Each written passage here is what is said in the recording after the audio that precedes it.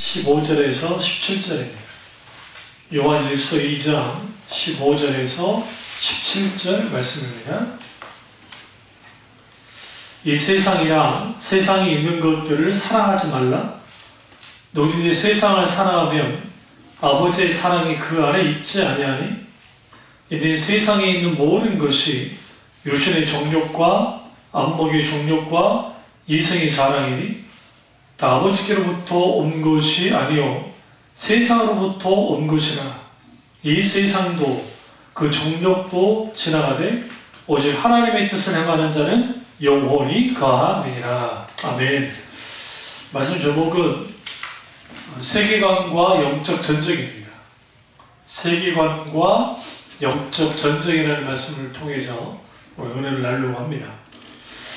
오늘 사도 요한이 이 세상을 사랑하지 말아라고 단언합니다. 결국은 우리가 이 세상에 살아가면서 세상을 사랑하느냐 하나님을 사랑하느냐에 따라서 이 모든 것들이 달라집니다. 이제 오늘 첫 번째로 살필 것은 구약에서의 영적 전쟁들을 쭉 볼 겁니다. 그래서 성경에 나오는 영적 전쟁들을 구약이든 신약이든 쭉 보면서 오늘날 시대에도 똑같이나 영적 전쟁이 똑같이는 합니다.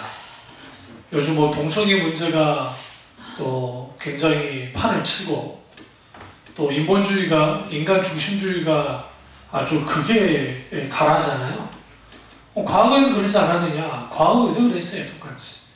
지금은 뭐가 다르냐면 요즘에는 이제 접촉할 수 있는 접촉면이 큽니다.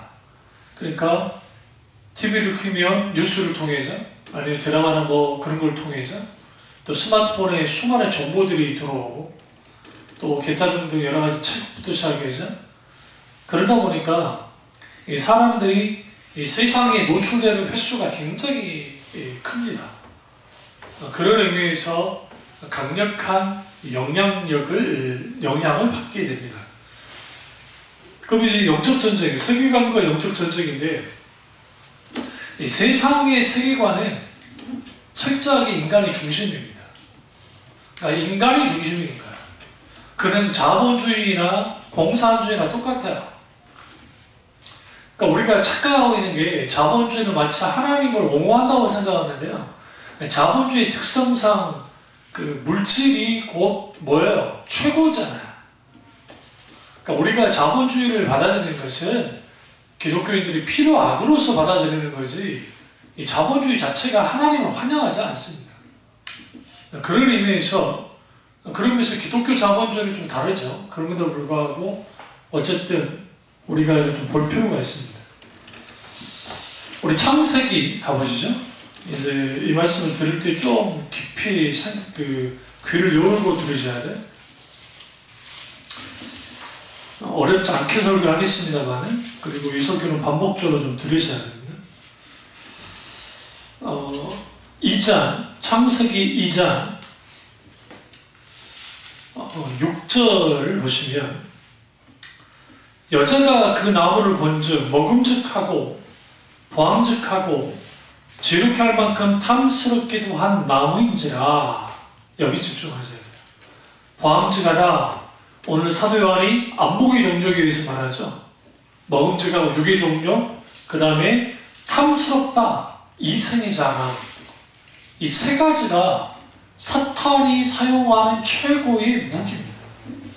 육신의 정욕과 안목의 정욕과 이생의 자랑이라는 이 무기를 사용해요. 그런데 여기서 중요한 게 제가 이 설교를 하긴 했지만요. 세 가지 시선이 있어요. 이 창세기 2장의 이 선악과를 따먹게 되어지는 이 상황이 있어요. 그럼 여기서 이제 한번 무슨 생각을 하셔야 되냐면 여기 지금 하나님이 나오질 않아요. 뭐 하는 장면에서? 선악과를 따먹는 장면에서는 하나님이 나오질 않아요. 그럼 하나님 뭐 하고 계셨어요? 바쁘셔서 일하고 계셨나요? 그거 아니잖아요. 하나님도 이 자리에 계셨어요. 왜? 그분이 우소부지하신 하나님인데. 전능하신 하나님이시잖아요. 하나님이 보고 계시단 말이에요. 여기서 이제 사탄이 지금이나 그리고 과거나 또 선악과를 따먹게 했던 그 하와나 첫사람들을 향해서나 똑같아요. 그건 뭐냐? 첫째는 너희가 하나님 되라는 거야. 첫 번째, 너희는 하나님이 되라 라는 거예요. 너희는 충분히 하나님이 될 만한 존재야. 그래서 인간 중심성에 대해서 굉장히 우리에게 집어넣습니다. 오늘 똑같잖아요. 인간의 중심 아닙니까? 두 번째는 하나님 말씀을 왜곡시킵니다. 그러니까 야, 따먹지 말라더냐? 그러니까 정령 죽자 아니하리라 하면서 하나님 말씀을 왜곡시킵니다. 그러니까 세계관의 전쟁은 사탄이 공격을 할 때에 성경을 아예 딱 부인하지 않아요. 뭐냐, 만약에 성경을 딱 부인해버리면 기독교인들이 다 저항하잖아요. 그러니까 적당히 물타기를 해야 돼요. 그러니까 물타기를 해야 되니까 하나님의 말씀을 가지고 나와요. 어떻게? 야, 이 동산에 중앙에 있는 나무를 따먹으라 하느냐 말라느냐 물었잖아요. 일부러. 동산의 나무의 열매들을 여자가 먹을 수 있지만 하면서 이제 여러 말들을 하죠. 먹지도 말고 만지지도 말고 죽을까 하노라 하면서 말씀을 변개시키고 누가? 하와가 그 틈을 타서 정령 결코 죽지 않는다 하는 거예요. 창세기부터 계시록까지 세상은 결코 죽지 않는다. 다시 말하면 하나님은 존재하지 않는다고 가르쳐요. 그런 의미에서 이게 굉장히 중요해요. 우리는 착각을 하는 거예요. 뭘 착각을 하냐면 하나님은 살아서 역사하는 하나님인 것은 교회 안에서는 그럴 줄 몰라요. 사람들이 받아들이고 있으니까. 물론 교회 안에 불신자들도 있지만 그것도 문제지만 교회 안에 있는 무신론도 문제지만 오늘 설교는 이제 세상과의 그 영적인 전쟁과 관련된 거니까 그러면 사탄의 주요 무기는 뭐냐면 하나님 대체물을 만들어내는 거예요. 그러니까 하나님이 없다. 첫 번째. 근데 하나님이 있다고 치면 하나님과 같은 대체물을 만들어내고 그리고 하나님을 대신할 존재는 바로 너야. 그리고 오히려 에덴 동산에서 하나님을 추방하려고 가는 왜? 자기들이 하나님 되면 하나님 필요 없잖아요. 추방하려고 하는 그런 일기를 꾸밉니다. 그러니까 교회가 영적으로 깨어있지 못하면 영적인 분별력을 갖지 못하면 교회에서 하나님을 추방시킬 수 있어요. 그러니까 하나님이 계시지 않는 교회는 아무 쓸모없어요. 에스겔 시대 이스라엘 백성들이 하나님이 지성소에서 나오셔서 성전문을 열고 나오셨단 말이에요. 그리고 주님이 개종하면서 동쪽문으로 동문으로 빠져나가셔 버린단 말이에요. 그러니까 하나님이 나가셔버렸어요. 사람 그냥 가셔버렸어요. 일종의 우리의 불신앙이 교회 안에 있는 그 진리의 기둥들이 다 무너져 버리면 하나님은 추방되어 버려요. 사탄은 그것을 가지고 공격을 합니다. 여러 가지. 그러니까 유럽의 교회가 극단적으로 끝장이 났던 것은 6.8혁명 때문에 그랬습니다. 독일에서 일어났던 1968년도에 있었던 혁명이 있습니다. 근데 6.8혁명의 가장 그 정신은 마오쩌둥 이론이에요. 그러니까 마오쩌둥이 68년도에 그 시기에 문화 대혁명을 일으킵니다. 그래서 학자들 막 그 청소년들을 풀어가지고 막 사람들 잡아다 죽이고 막 불태우고 또 오래됐던 그 문화재들 파괴시키면서 이제 신사상을 집어넣습니다. 그것을 유럽에 있는 청년들이 학습을 합니다. 학습을 하면서 그걸 가지고 나와서 기존의 체계를 부셔요. 부시는데 일종의 뭐 여성 해방, 뭐 소수자들, 거기 뭐 게이들, 동성애자들 해방, 뭐 여러 가지, 그리고 기타 등등 뭐 여러 가지 있단 말이에요. 그러네, 나라마다 성격이 다르게 나타나긴 했지만, 근데 결정적으로 해방은 뭐냐면 신으로부터 해방이에요. 하나님으로부터의 해방. 그래서 68년 기점으로 이후에 서구의 카톨릭이 된 개신교도 끝장이 나버려요. 거의 끝나버립니다. 그럼 왜 그 시대의 교회가 끝장이 나버렸느냐? 저항할 수 있는 힘이 없었어요. 생명력을 잃어버렸기 때문에. 그러니까 교회가 세상과 타협해버리면 분별의 성벽과 구별의 성벽과 능력의 성벽이 이미 거둬졌기 때문에 무너져버렸기 때문에 공격해오면 허망하게 무너져요. 한국 교회가 얼마만큼이나 약하냐면 이단들이 조그만 어떤 논리 가지고 나와도 쉽게 흔들리는 사람들이 많아요. 교회. 그뿐 아니에요. 소위 지성인이라 일컬어지는 그 기독교를 대적하는 사람들의 강연이나 인문화 강좌나 근거를 듣고 신앙이 송두리째 뿌리째 흔들리는 사람들이 있습니다.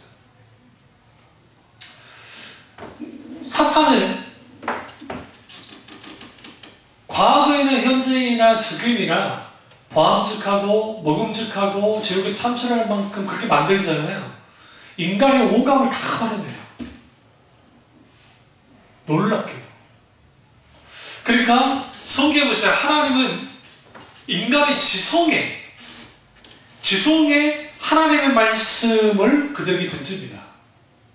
때로는 주님이 설득하시고 설복하시고 깨달아 알게 만드세요. 그리고 움직이게 해요. 그러나 사탄은 어디를 짓눌러요? 감정이에요. 감정. 인간의 감정을 가지고 어떻게 합니까? 딱 다가섭니다. 그러면서 하와에게 묻는 거예요. 야, 동산 모든 나무 열매를 먹지 말라고 했니? 라고 물어요. 사탄이. 뱀속에 들어가. 사탄이. 그거 이제 뭐 하와가 막 이름을 전하니까 저게 절대로 안 죽어. 근데 왜 하나님 그런 줄 아니? 너희가 하나님처럼 될까봐 그래. 그러니까 너희가 하나님 돼도 돼. 걱정하지 마. 그러니까 아주 육체적으로 만나가잖아요. 보는 거, 그리고 내가 탐스럽게 느낄 만큼의 어떤 식욕도 돌고, 그 다음에 여기에 아주 막 굉장히 달라 보였단 말이에요. 까먹었어요. 사탄은 오늘날 이런 식의 방법으로 똑같이 역사합니다. 그러니까 오늘날 이 한국교도 마찬가지, 한국 사회, 대한민국 사회도 마찬가지고, 지금 세계 전체적으로 현재 일어나고 있는 뭐 유엔에서의 인권 조례라든지 우리나라 인권 뭐 조례라든지 이런 것들이 나와 상관없을 거라 생각하는 큰 오산이에요. 거기 있는 사람들이 6.8혁명 때 청년이었잖아요. 그 사람들이 지금 유엔이고 뭐고 다 들어와가지고 그 조항을 다 만들어냈더라고요. 2000년대 이후에 무슨 일이 벌어졌냐? 소위 말하는 동성애 허용에 대한 이런 것들이 급격하게 늘어나기 시작했어요. 한국교회도 위태위태해요, 지금. 그러니까 왜 그러냐? 그 사람들이 강한 영향을 끼치기 때문에. 우리나라 똑같아. 우리나라. 그러니까 이런 일들이 벌어지는데 교회는 딴 나라 이야기처럼 받아들이고 있다는 겁니다. 근데 이런 것들은 사실은 사탄이 이미 뭐예요? 하고 있던 거예요. 소위 인권이라는 것 자체는 참 귀하다고 생각합니다. 그러니까 뭐 이 사람 인권주의만. 근데 인권이라는 명목하에서 모든 기준 틀을 다 깨는 거예요. 이게 다다이즘이라고 하는 해체주의라고 하는 거예요. 해체를 하는 거예요. 우리나라에 지금 뉴스에 나왔잖아요. 여자 화장실, 남자 화장실, 그 다음에 공동 그 중립적인 화장실. 그러니까 남녀 그 공용 의미가 아니라 이게 그 남자도 아니고 여자도 아닌 사람이 쓸 수 있는 화장실이 나왔던 거예요. 이게 그냥 나왔다고 생각하십니까? 그렇지 않아요. 그래서 그 기독교 극우 쪽에 있는 분들이 대통령을 하기 위해서 막 공산당이라 어쩌다 그런 말을 하는 이유가 뭐냐면 지금 이게 시대적인 게 이게 아주 기독교와 반대적인 것들이 많아서 그래요. 근데 뭐 그렇다고 뭐 대통령이 공산당은 아니니까. 근데 이제 중요한 건 뭐냐면 영적인 측면에서 아주 어려워지는 게 많습니다. 그 긍정의 배신한 책 제가 읽으면서 이분이 기독교에 대한 피해의식이 있고 상처가 있는 사람이라 여자분인데 이분이 글을 쓰는 걸 제가 쭉 읽어봤어요. 읽어보니까 공감되는 부분도 있어요. 왜 그러냐면 진리 되시는 하나님을 인격적 하나님 만난 적이 없는 거죠. 만난 적이 없는데 그 하나님을 믿으라 하니까 근데 믿기는 믿는다고 하는데 그게 안 되는 거예요. 그러니까 종교적으로 억압이라고 생각하는 거죠. 근데 여러분 오늘 이 요한 1서에서 뭐라고 합니까? 여기 보시면 17절에 이 세상도 그 정욕도 지나간다잖아요. 지나간다는 표현이 뭡니까? 없어진다고요. 사라지게 돼 있어요. 아무리 뭐 대단하게 이 세상에서 인간 중심주의적으로 인간이 모든 걸 할 수 있다고 여기는 인론의 세상의 세계관이라는 것이 이게 헛된 꿈과 같아요. 그러니까 그 엄청난 그 지성인들이 알베르트 까비 그리고 또 헤겔 뭐 이런 사람들 다 자살해주고 있어요. 임마누엘 칸트도 아마 자살해주고 있을 거예요. 헤밍웨이 자살해주고 있어요. 동성애도 있고 그 사람. 그러니까 괴테라고 하는 정말 역사 지구상에서 가장 아인슈타인보다 IQ가 좋다고 하는 괴테라고 하는 사람이 그 사람도 똑같이 자살해주고 있어요. 그러니까 하나님을 부인하는데 인간이 하나님 자리에 딱 서보니까 공허한 거예요. 누구처럼 오늘 아담과 하와가 막상 선악과를 따먹었더니 자기들이 벗은 것만 봤잖아요. 수치를 받잖아요. 죄의식이 생겼잖아요. 그리고 그들이 뭐합니까? 여기서 죽음이 들어온 거예요. 마찬가지로 이제 영적 전쟁의 관점에서 선악과를 따먹을 때 하나님이 계시지 않았나? 계셨어요. 보고 계셨단 말이죠. 사탄이 하나님의 자녀를 가지고 장난질을 한 거잖아요. 근데 하나님은 아무 일도 하지 않기를 결정한 게 아니라 아담과 하와가 어떻게 반응하기를 지켜보고 계신 거예요. 그래서 그들이 따먹자마자 주님이 찾아오신 거예요. 그들이 숨었을 때. 그러니까 찾아오셔서 그래서 이제 질문하시고 인간의 답변이 있고 그러니까 보세요. 하나님이 질문하시죠. 아담아 네가 왜 여기 있냐 묻고 질문하시면 인간의 답변이라는 것은 궁색한 자기 변명만 늘어나요. 다 계속. 이 평행선이 오늘날까지 계속 이루어져요.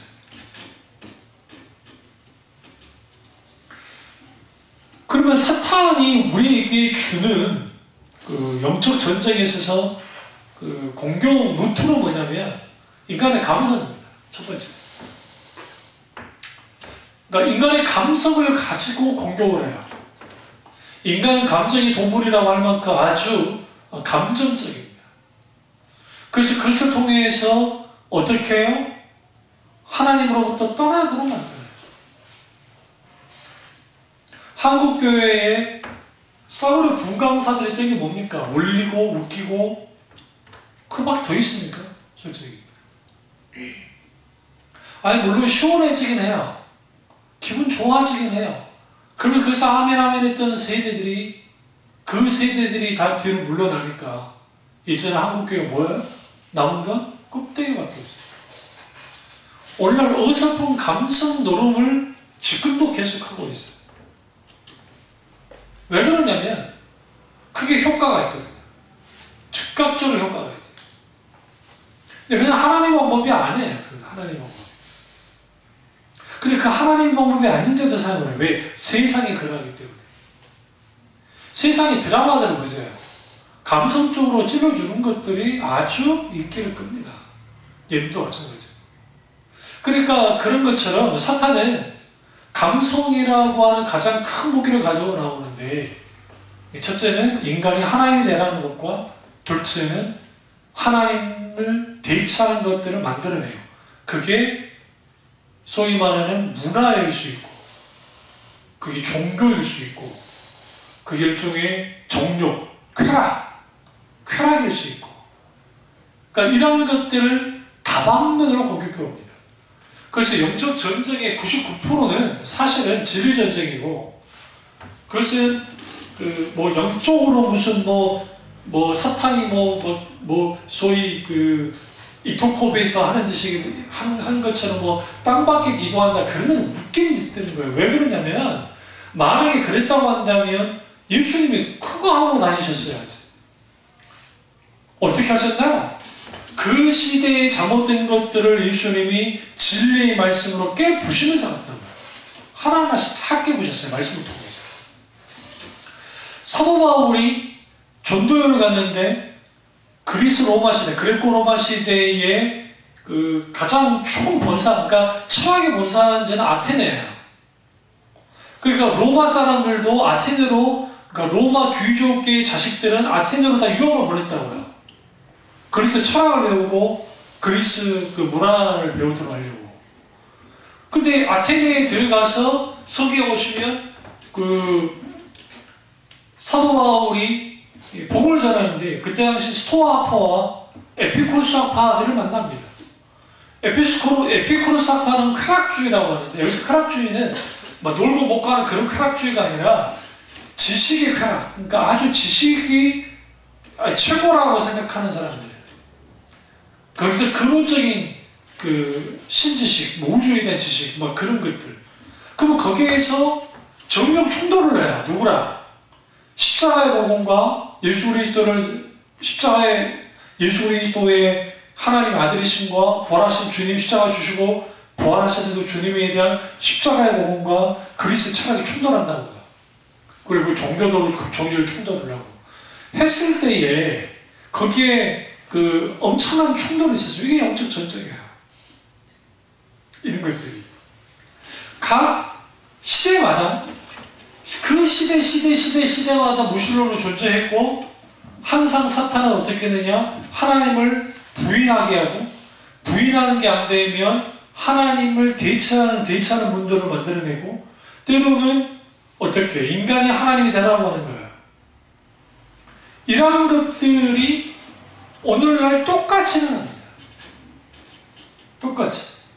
그러니까 지성인들뿐만 아니라 오늘날 일반인들도 드라마, 음악, 미술, 또 기타 등등 뭐 우리가 접하고 있는 대부분 소설, 뭐 만화, 뭐 어떤 것들 이런 것들이 사실상 하나님을 부인하고 사실상 하나님을 대적하는 것들이 많아요. 그렇다고 해서 아름다운 예술을 비하하자는 건 아니에요. 왜 그러냐면 예수 그 자체로서의 아름다움을 하는 것은 뭐라고 했어요? 그게 뭐 뮤지컬이든 뭐든 이거는 정말 귀한 거니까. 인간이 만들어낼 수 있는 것은 하나님 형상을 닮았기 때문에요. 아름다우신 하나님 형상을 닮았기 때문에 인간이 그런 것들을 하는 거니 그 자체는 잘못된 게 아니니까 괜찮은데 문제는 뭐냐면 하나님을 대적하는 요소들이에요. 그리고 또 하나는 뭐냐면 그것들이 아무리 아름답다 할지라도 하나님보다 더 사랑하면 안 돼요. 그러니까 존 오웬 목사님이나 청교도들이나 까베기즘, 우리 개혁교회, 개혁주의가 때로는 문화를 향해서, 때로는 예술을 향해서 좀 소극적이었던 이유는 뭐냐면 하나님보다 더 살아가면 안 된다는 것을 가졌기 때문에 좀 경직된 건 사실이에요.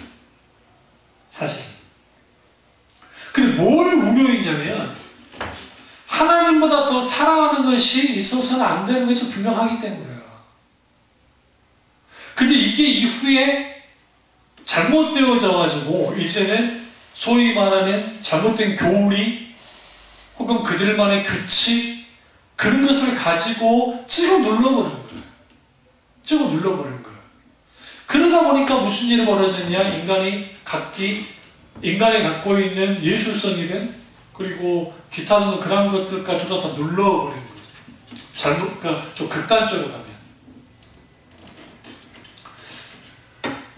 그런 의미에서 그런 것들은 잘못된 거니까 그렇다 치더라도 사탄은 교묘하게 어떻게 하느냐? 말씀을 변질시키고 다시 말씀드립니다. 너네가 인간이 하나님 되면 돼. 하나님처럼 돼. 두 번째, 그래도 또 하나는 하나님 대체물을 만듭니다. 이제 그걸 가겠습니다. 창세기 똑같아요. 그 11장을 가보시면 이제 하나님 대체물이 나옵니다. 이것도 사탄이 똑같이 하는 거예요. 4절 보세요. 또 말하되 자 성읍과 탑을 건설하여 그 탑 꼭대기를 하늘에 닿게 하여 우리 이름을 내고 온 주변에 흩어짐을 면하자 하였더니, 여기서 우리가 깊이 영적 전쟁의 측면에서, 세계관과 영적 전쟁의 측면에서 우리 이름을 내고에 집중하시는 거예요.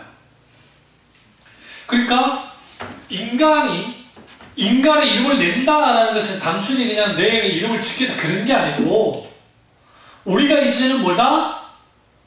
하늘에까지 땅에 어떻게 해요? 닿기까지 하면 우리 이름을 낸다면 우리가 하나님이 된다는 거예요. 우리는 하나님 같은 존재가 되자라는 의미입니다. 그런데 성경에 보시면 이 뭡니까? 노아와 하나님이 이제 이거요. 계약, 언약을 갱신하시는데 9장 보세요. 7절 보면 너희는 생육하고 번성하여 땅에 뭐하고 가득하여 그 중에 번성하라 하셨더라. 여기 보면 땅에 가득하여라는 의미가 뭡니까? 땅에 흩어져서 가득하라는 의미하잖아요. 근데 지금 바벨탑은 뭐예요? 지금 이들이 흩어짐을 면하자잖아요. 4절에 온 지면의 흩어짐을 면하자. 이게 인간들이 하나님을 대적하는 실질적인 행동이었어요. 하나님은 뭐라고 그래요? 너희는 땅에 가득해야 돼. 당연히 뭐 해야 돼요? 흩어져야 돼요. 하나님 흩어져라는 거죠. 근데 이들은 뭐 했어요? 흩어지지 않았어요.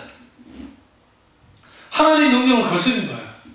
셈함 야벳 이후의 세대들이, 노아의 후손들이. 그러면서 또 하나의 영적 전쟁이 났는데, 그게 이제 여기서 이제 실질적인 전쟁인데, 그게 뭐냐면 그들이 똑같이 첫 번째 하나님 말씀에 있는 것들 하나님 말씀을 대적했죠. 흩어지지 않았으니까. 두 번째 하나님 대체물, 여기 중요한 게 도시를 건설하는 거예요. 그러니까 여러분 책 가운데 시티 오브 사탄이라는 책이 있어요. 하나님의 도시, 사탄의 도시. 그런데 이 작가, 이 글 쓰신 분이, 여기도 그 책이 있는데, 사실상 인류의 죄의 상당수가 도시에서 나. 아니 뭐 강도 무슨 일 막 이런 일들. 사실 여러분 그 깡총 같은데 몇 명 안 되는 집에 있으면 뭐 거기에서 막 큰 사건 사고 날 일이 그렇게 많지 않잖아요, 사실은. 그러니까 도시의 등장이라는 것이 어떤 면에서는 좋은 의미도 있지만, 이 도시의 등장이 하나님을 대적할 수 있는 아주 좋은 일종의 인간의 초롱성이 된 거야. 지금 이게 긍정적인 의미가 있고 부정적인 의미가 있는데, 긍정적인 의미는 인간은 다른 동물에 비해서 약해요. 그래서 뭉치지 않으면 살아남을 수가 없어요. 그런 의미에서 인간이 탁월하게 생존 능력을 가졌기 때문에 그거는 굉장히 긍정적이라고 생각해요. 근데 이걸 신앙의 의미로 보면 하나님이 더 이상 필요가 없어져요. 갈수록 대체해 주잖아요. 인간이 갖고 있는 지혜와 지식과 능력으로 하나님을 대체할 수 있는 것들이 많아지기 시작합니다. 그 자체는, 그러니까 그 도시가 출현하고 하는 것 자체는 자연스러운 현상이긴 하지만, 그럼에도 불구하고 이 도시가 어떻게 되었으면 하나님을 떠나게 되면, 그러니까 하나님을 대적하는 곳이 되어질 때에 이걸 뭐라고 해요? 바벨론이라고 그러잖아요.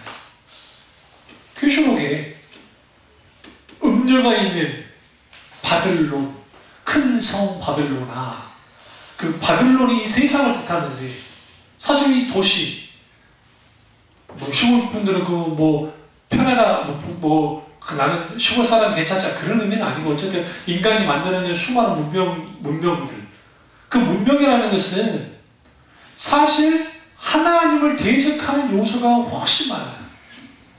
왜냐하면 사탄이 가만두지 않아요. 사탄이 이런 것들을 조장하고 주장하고 이끌고 그런 생각과 사고와 사상을 집어넣어요. 그런데 이 모든 것들은 결국 어디를 향해 달려가게 하냐면 지옥을 향해 달려가게 해요. 죽음을 향해 달려가게 해요. 파멸을 향해 달려가게 해요.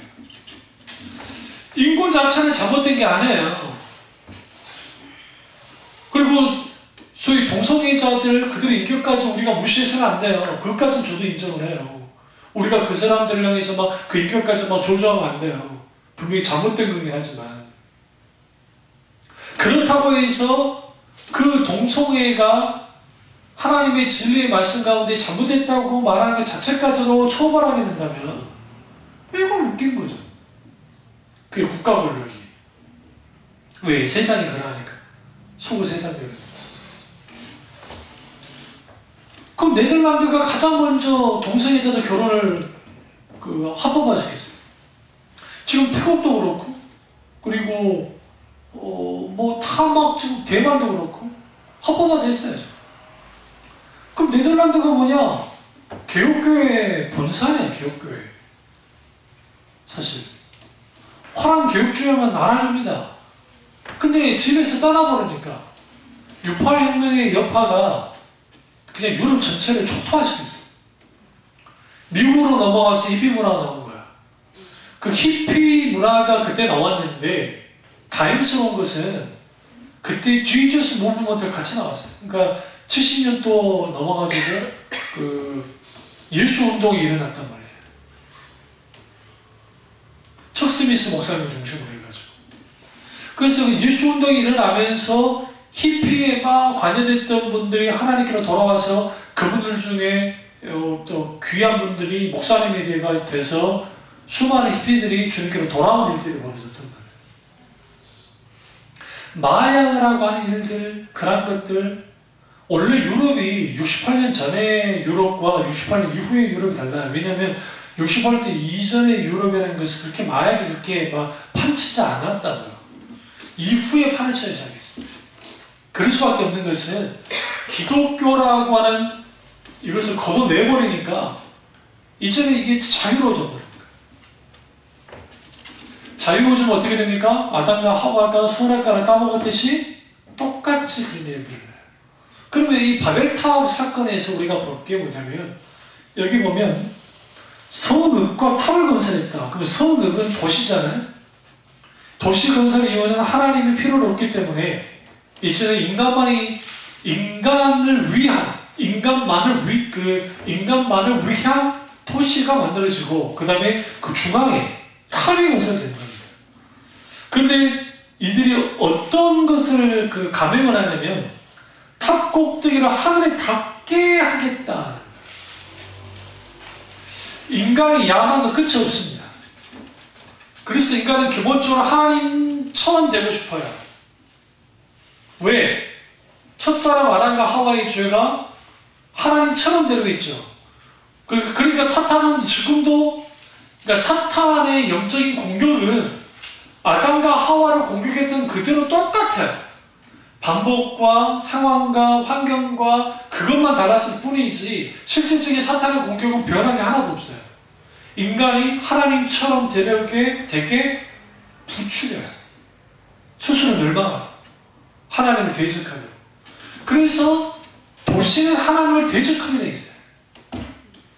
그러니까 옛날에 성시화라는 말을 김중호 목사님, 제가 알기로 김중호 목사님이 제일 먼저 사용하셨는데 왜 성시화라는 표현을 쓰셨냐면 한 도시가 거룩해지도록 복음화되어지는 것이 얼마나 귀하냐는 거예요.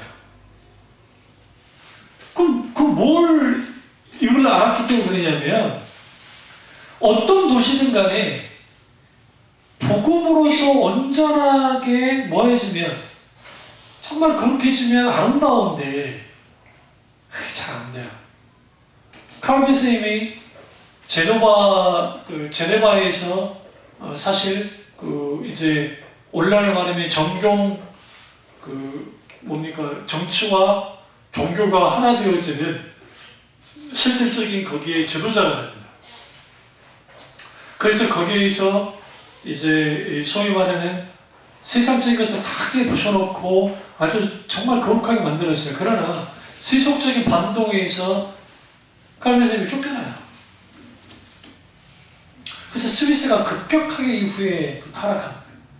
그러니까 물론 거기에는 이제 시행착오도 있었고 뭐 그것도 있고, 또 영국 같은 크로멜이라고 하는 사람도 회중교회 신자이긴 했지만 어쨌든 그들과 총교도들이 힘을 합해서 영국을 아마 확 개혁시키려고 했지만 결국은 또 반동에 의해서 반대 세력들에 의해서 다시 이렇게 엎어지기도 하는, 물론 크로멜에 큰 실수가 있긴 했었지만 크로멜.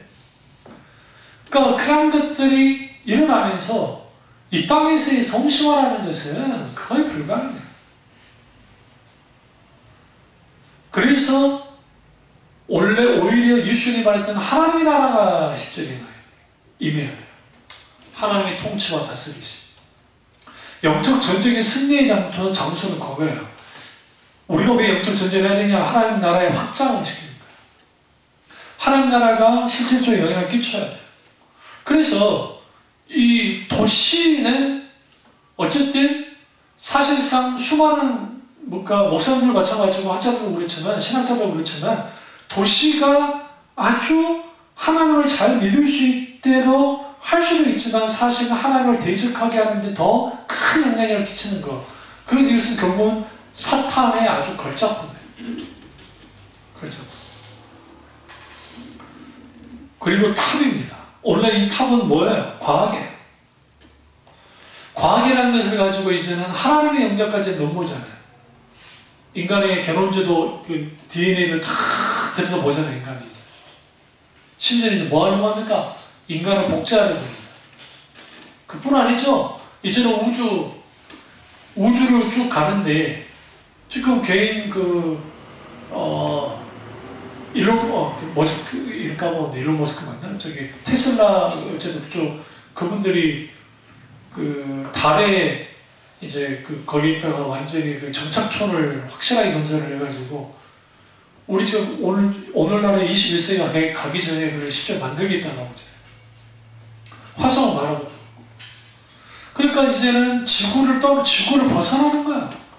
옛날에 80년도에 김병규 씨가 지구를 떠나거라고 하는 우스갯소리가 실제로 지구를 떠날 수 있는 상황이에요. 그러면 이제 지구를 떠나는 것과 동시에 하나님은 어떻게 돼요? 이게 신학적인 또 이게 뭔가 소위 말하는 논쟁이 될 수 있어요. 지구를 떠나게 됐을 때 하나님은 어떻게 되는 것인가? 인간이 거기서 살게 되면. 우리가 달에서 산다고 생각해보세요. 아니, 같은 행성 안에, 지구라는 행성 안에 살고 있을 때 뭐 어떻게 그러는데, 내가 지금 달이라는 곳에 살고 있고 지구가 있어요. 그럼 하나님은 어떤 존재가 되는 것인가? 먼 오랜 미래 이야기 같지만 가까운 미래가 될 수도 있어요. 그러니까 한국교회가 온통 싸구려적인 감성파리, 그리고 소위 말하는 진리의 말씀보다는, 교리보다는 다른 것들, 소위 실용주의와 본용주의와 적극적 사고방식과 이러한 것들만을 가지고 양산을 시키니까 이것에 대해서 대답을 못하는 거예요. 하나님의 정의 문제, 신종론의 문제를 교회에서 다뤄주지 않는데 하나님의 정의가 없다. 하나님은 과연 정의로운 분이신가? 그럼 신종론을 다룰 때는 이유 없는 고난, 고통, 죽음, 이런 세상에서 일어나는 수많은 악에 대해서 어떻게 우리가 성경의 관점에 바라볼 수 있는가를 다 다뤄줘야 되는데 다뤄주지 못한 거예요. 심지어 뭐까지 다뤄야 돼? 죽음까지 다뤄줘야 된다는 거예요. 이런 거 없이 그냥 교회 와서 은혜 받고 뭐 성경시대에 어떤 사람이 어땠고 그런 것만 설교를 듣다 보니까 무슨 일이 벌어지느냐? 일종의 종교심은 있는데 하나님 누군지 몰라. 그렇죠. 하나님 말씀에 뭐라고 말하는지를 몰라. 그래서 이 바벨탑 사건은 다를 거 없어요. 아담과 하와가 있었던 그 사건과 이 사건은 똑같습니다. 사탄이 여기서 격동시키고 인간이 하나님처럼 되려고 하는 그러한 일들을 충분히 하도록 만들어준 거예요. 이게 바벨탑 사건 속에서 나타나는 것들입니다.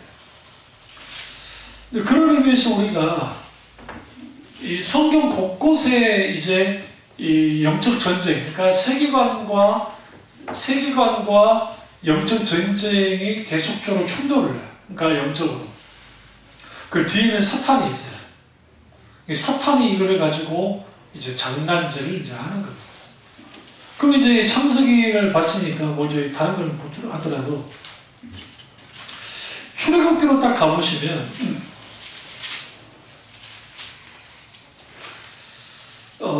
이제 출애굽기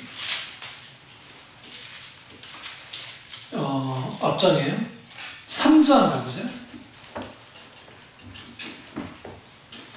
3장 2절 여호와의 사자가 떨기나무 가운데로부터 나오는 불꽃 안에서 그게 나타나시니라. 그가 보니 떨기나무에 불이 붙었으나 그 떨기나무가 사라지지 않았더라.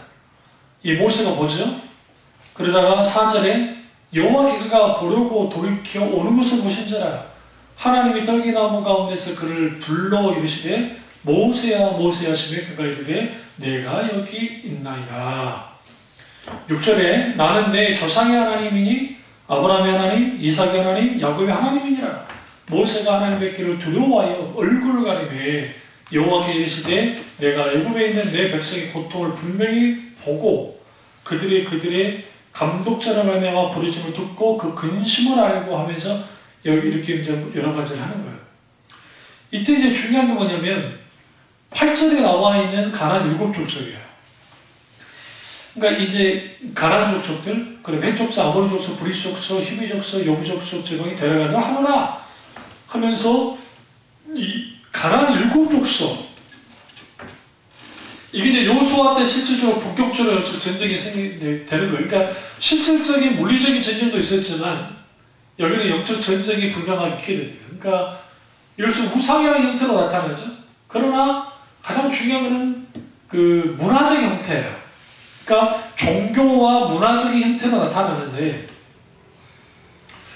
하나님이 모세에게 너 나를 따르라 하잖아요. 너 이제 네 백성을 구원하는 구원자가 돼야 돼. 모세라는 이름의 뜻이 뭐예요? 물에서 건져내라는 뜻이죠. 건져내라는 의미가 구원자라는 뜻이에요. 그러니까 모세는 이미 하나님께로부터 그 이름을 바로의 딸이 짓긴 했지만 이미 하나님의 큰 뜻이 거기에 담겨 있어요. 이름 안에. 그런데 모세가 나는 말을 못합니다 하면서 딱 그 하나님 이제 하나님께서 그 민족의 용도자가 되라고 제도자가 되라고 하는데 이제 못하겠다 그러잖아요. 나는 말 못합니다. 그러니까 거기에서 이제 우리는 뭘 알 수가 있냐면 그가 아직까지도 그 폐비의식 속에 산적되어 있지만 어떤 면에서는 그 자신이 애굽이라고 하는 엄청난 문화 속에 자라나고 한문을 배웠고 다 알아요. 그러니까 이 싸움은 본인이 해서는 안 될 거라고 생각한 거예요. 이건 감당하기 힘들다는 거죠. 원래 그래서 여기서 우리는 뭘 할 수 있냐면 영적 전쟁은 많은 사람이 필요하지 않아요. 사실. 세상도 마찬가지예요. 세상도 소위 말하는 톱스타라고 하는 사람들이 나오죠. 가수든 뭐 누구든 어떤 사람이든 그 사람들의 영향력은 대단합니다. 하나님은 한 사람을 모세라는 사람을 통해서 이걸 바꿔나가는 거예요. 근데 문제는 400년 또 340년 동안 430년 동안 그들이 뭐 하고 있었어요? 애굽에 있었다. 430년. 그러니까 그랬기 때문에 그들은 세상에 완전히 동화되어 있던 사람들. 그 동화되어 있는 사람들을 어떻게 바꾸겠어요? 오늘날 한국교회가 어떤 실수를 했냐면 어릴 때부터 기독교 가정에서 자랐다고 해서 그들의 사상이 기독교적이냐 그렇지는 않아요.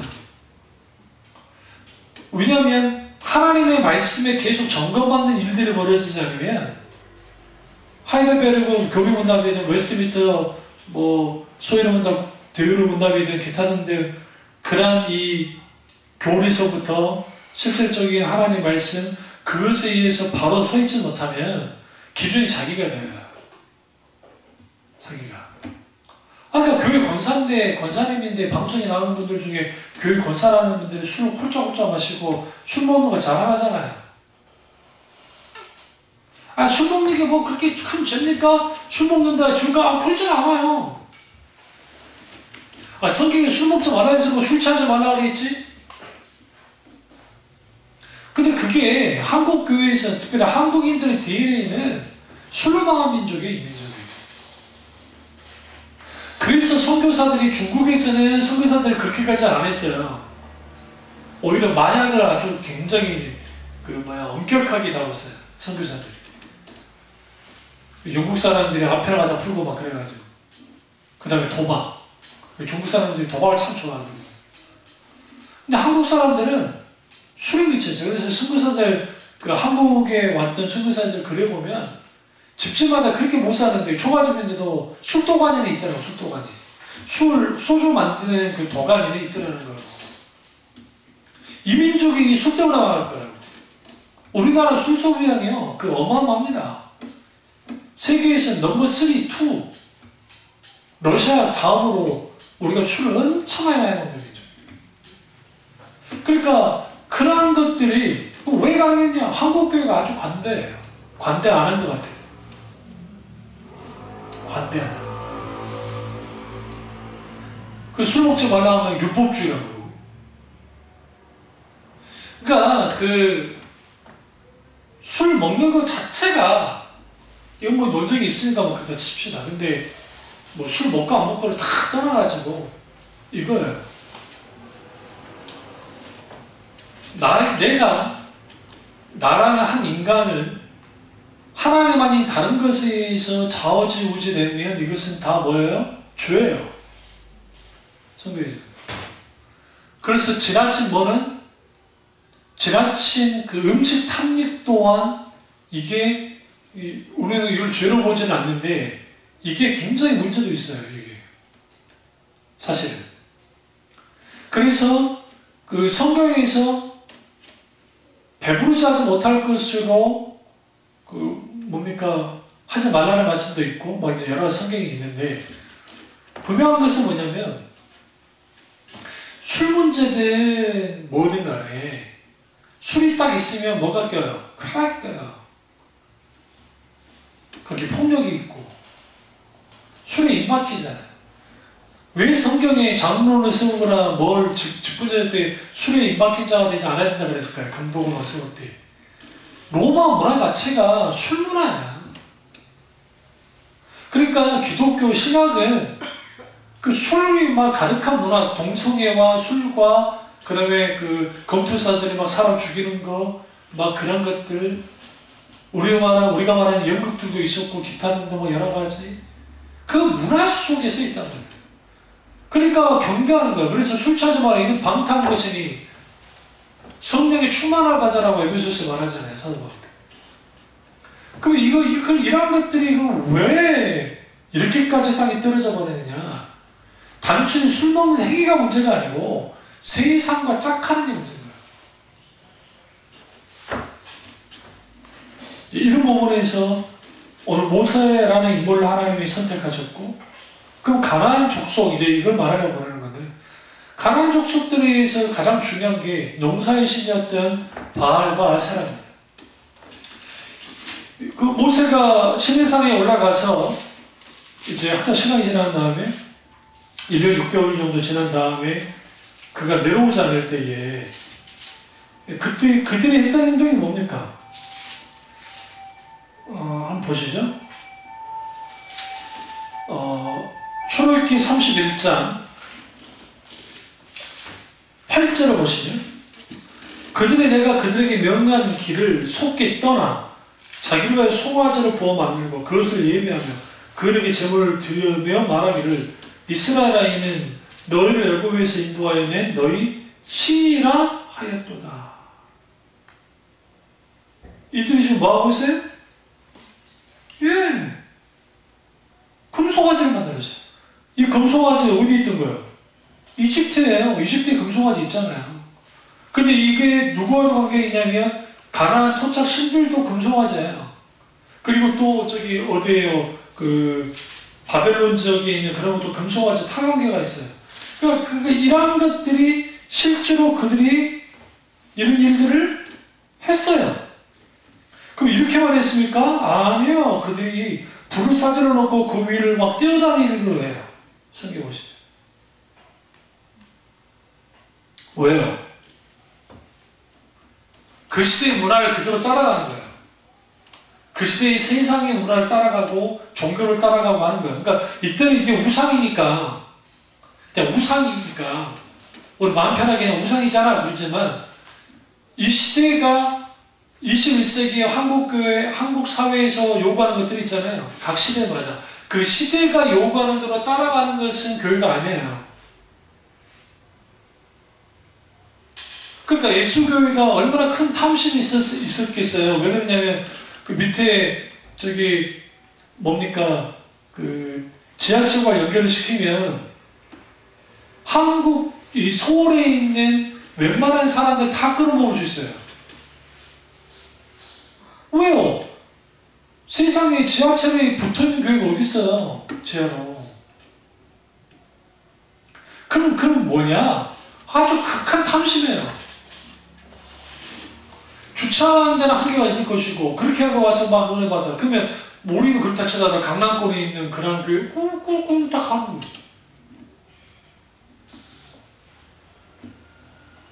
바벨론이죠. 바벨론. 큰 산 바벨론.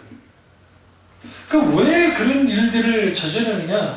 오늘날의 그 시대가 크고 많고 그리고 높고 화려하고 그게 진리가 되어버린 거예요. 그래야 성공한 거예요. 교회도 커야 성공한 목사고 저같이 이렇게 짧은 목회하면 실패한 목사라고 낙인을 찍어요. 근데 하나님 앞에 가봐야 알아요. 제가 늘 말씀드리지만 실제로 왜 그러냐면 인간의 수단과 방법을 안 가리고 그렇게 키웠다고 합시다. 그 다음에 모든 영광을 자기가 먹어버리는데 그게 상이 있습니까? 그게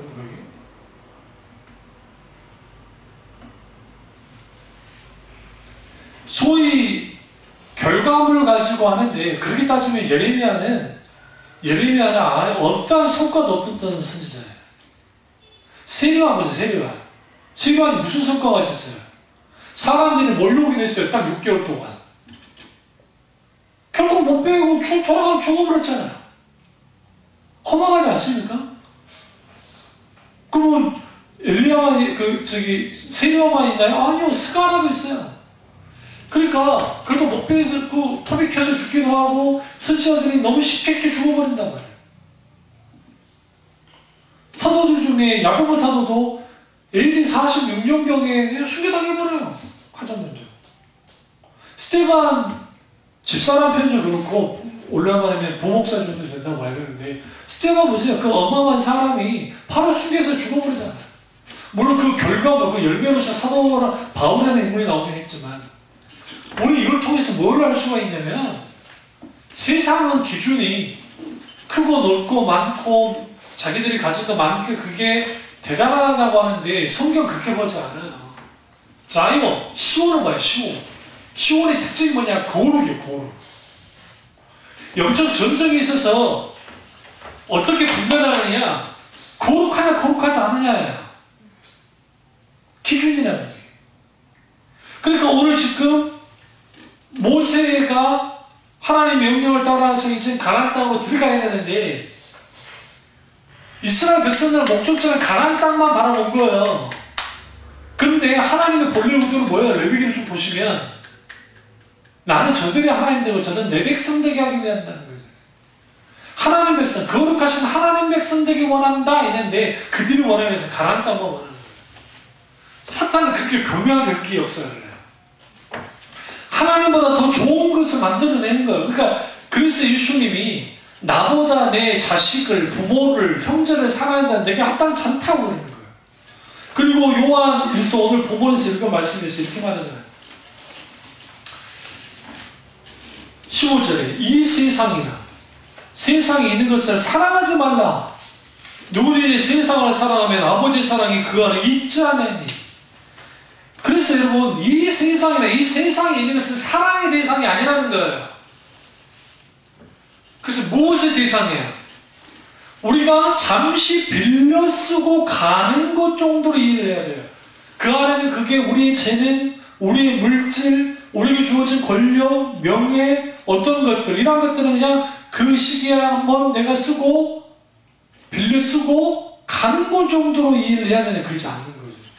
그래서 기독교 정신 안에는 미국도 그렇고 정말 유럽도 그렇고 특히 미국 같은 경우 기부문화 잘 돼 있으니까 돌아가시잖아요. 그러면 유산을 분배할 때 자녀들에게 분배도 하지만 상당 부분 교회에 분배를 많이 하고 와요. 그러니까 교회에다가 유산을 기증하고 하시는 분들 생각보다 많아요. 왠지 아세요? 결국은 하나님이 이 땅에 살게 하시고 내가 이렇게 가진 것을 한 부분에 뭐예요? 이 시점에 내가 잠시 빌려다 쓰고 가는 것 정도니까 그것을 연연하지 않는 거예요. 연연하지.